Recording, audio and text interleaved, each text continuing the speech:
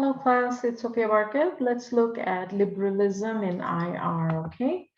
So, last time we talked about neorealism and we said liberalism is going to be the next set of lectures.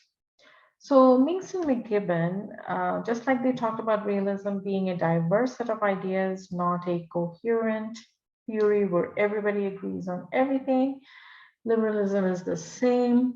Basically, it gets its inspiration from 18th century Enlightenment era, 19th century political economic liberalism, and 20th century Wilsonianism.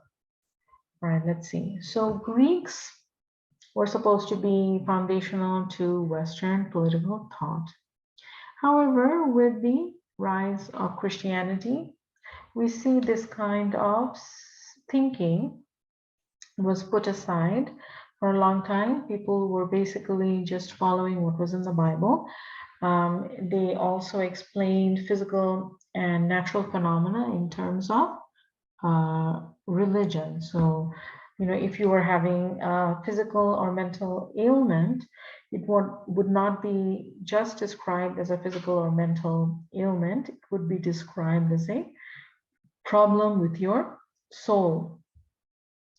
So you see the Greek ideas, the Greeks were essentially looking at, they sort of put aside explaining things in terms of religion and spirituality, and they were looking at physical and natural phenomena and not attributing it to the gods, right?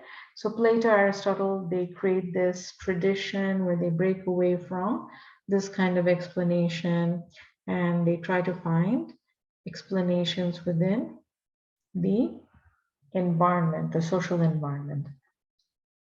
So people look at human nature as the cause of war, of peace, of all this social phenomena, right? So humans are considered as rational by these writers.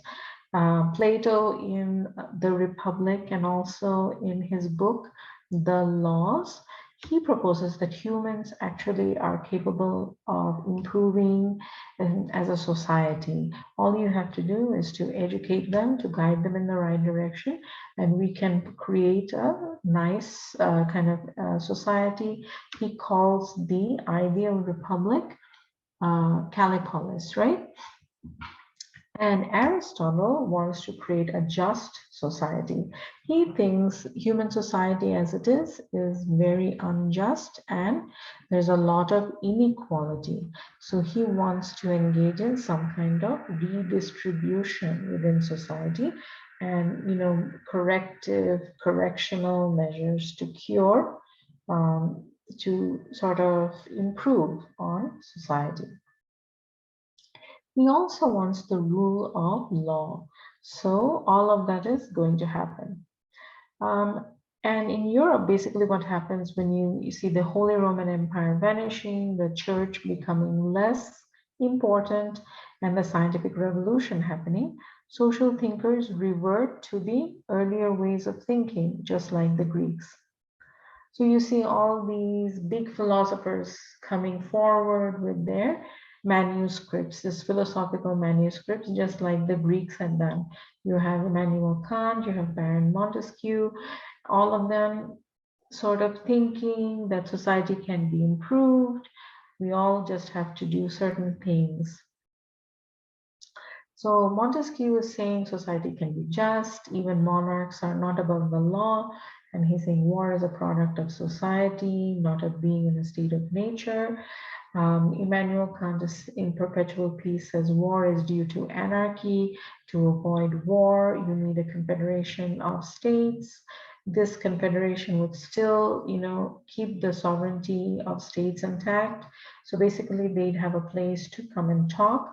And you see in the 1800s, the rise of all these alliances and conferences in Europe to deal with balance of power questions, right?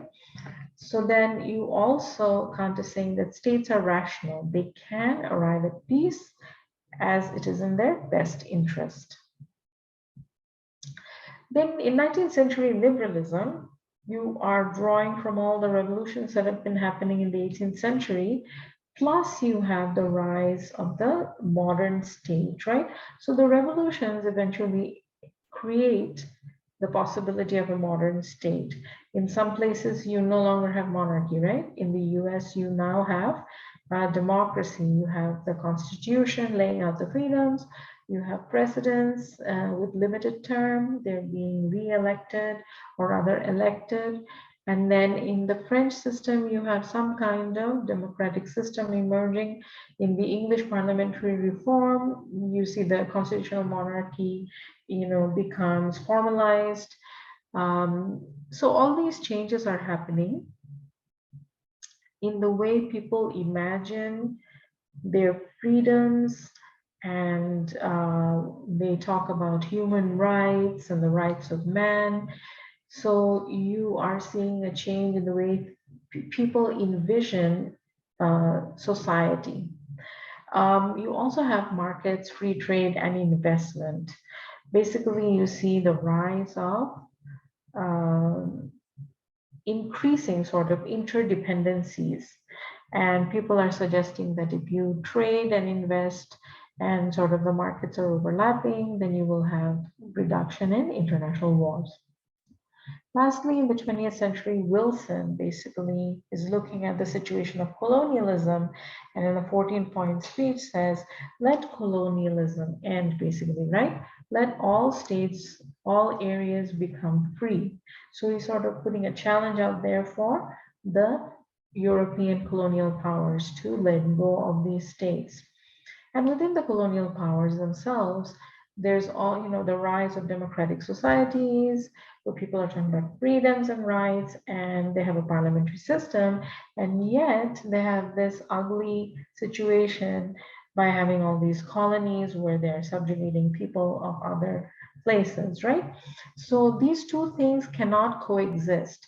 So within these colonies, you see, or rather the empires, you see the tension of rights versus uh, basically colonial greed.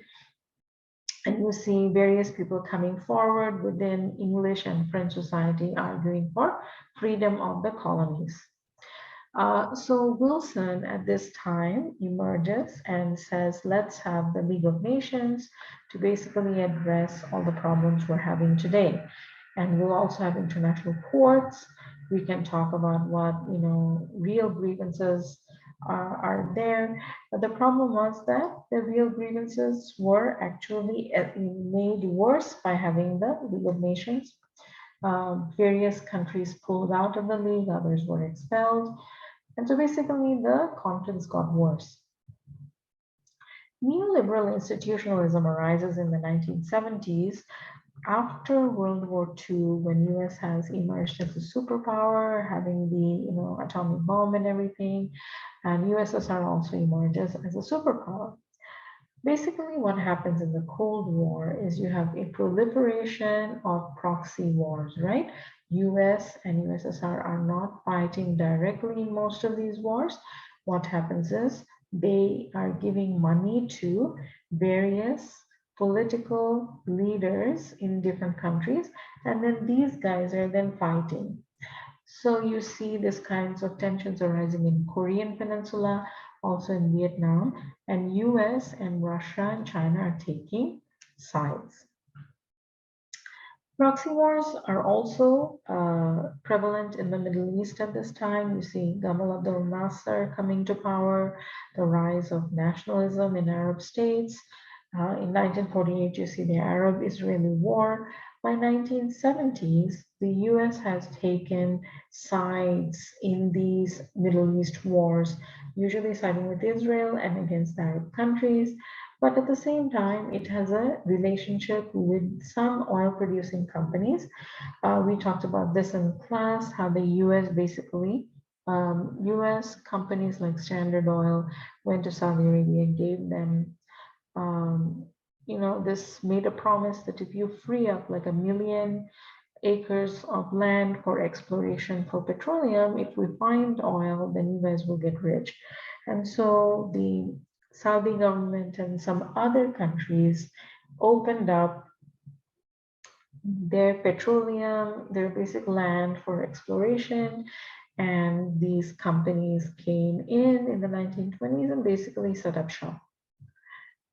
So at one point, the OPEC governments basically decided to teach a lesson to the West, which was acting in an imperialist fashion. And by West, I mean the US, because it's going around basically creating wars and taking sides in this Israel-Arab conflict.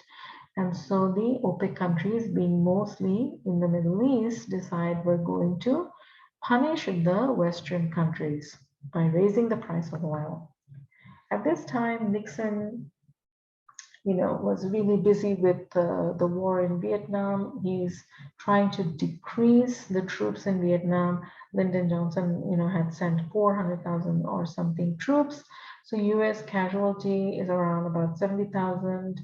I'm not sure about the exact numbers of each, but Nixon tries to reduce the number of troops to about 73,000 or so.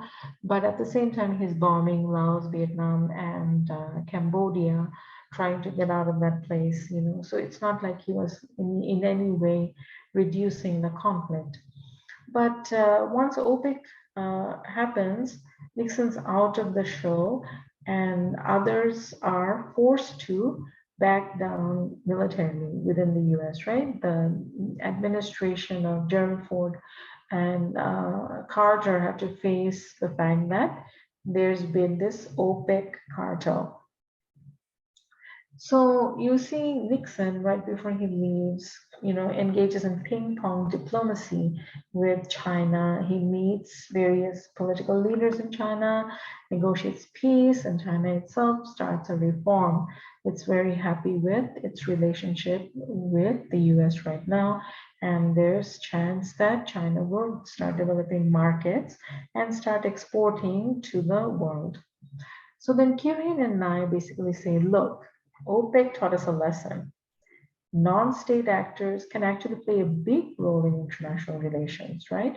It can force states to act in particular ways. It can stop conflicts. It can freeze Western imperialism in like one place. It can make states rethink how much power they actually have. So Keen and I are saying, pay attention to non-state actors like cartels, international organizations, and corporations and social movements around the world. Pay attention to all of them. So we also see in the 1970s and 80s, there's a lot of talk about opening up borders to trade and investment, right? There's a lot of pressure being put on the newly independent countries in Asia, Africa, and Latin America. Latin America actually has been independent since the 1800s, but more so Africa and Asia are facing this pressure. Complex interdependence is basically the term Kieran and I come up with to suggest that this integration that the states have gotten involved in due to all these international organizations and other kinds of things that are happening, this kind of integration is actually complicated. There's both cooperation and conflict because realists are, states are still concerned with their national interest, according to realists, okay? And so they will behave in a self-interested way. However, at the same time, they're integrated with other states in so many more ways than ever before. Now, because of United Nations, World Bank, IMF, European Union, all of these things, they have to integrate on matters of education, food security, environmental security, national security, healthcare, pandemic management, all kinds of areas. So they're really cooperating on many issues. And again, the more closer you are, and the more you try to cooperate, there will be issues of conflict. So it's not a pure cooperation. So let's stop here for now, and we will come back to constructivism soon.